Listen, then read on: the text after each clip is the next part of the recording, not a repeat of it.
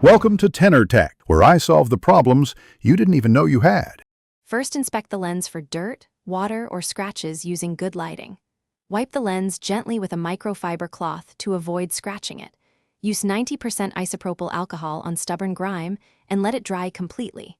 Condensation inside the housing often forms after temperature swings or car washes. If moisture appears, remove the camera housing and dry with compressed air. Check the camera output with a backup monitor or your head unit video input. Note any persistent blur that suggests internal damage versus surface contamination.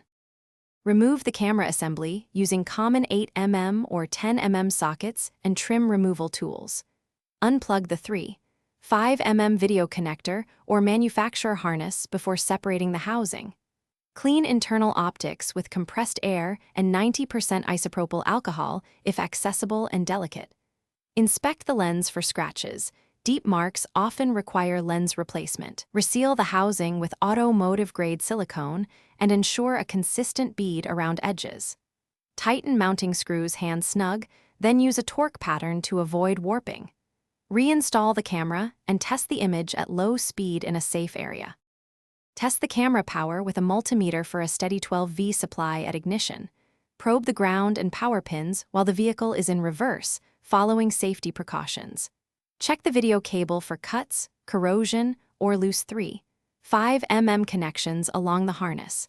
Swap the camera temporarily with a known working unit to isolate faults before buying parts. Update head unit settings and set correct video format if applicable for image clarity. If the image remains blurry after power and wiring checks, replace the camera module with a matched spec part.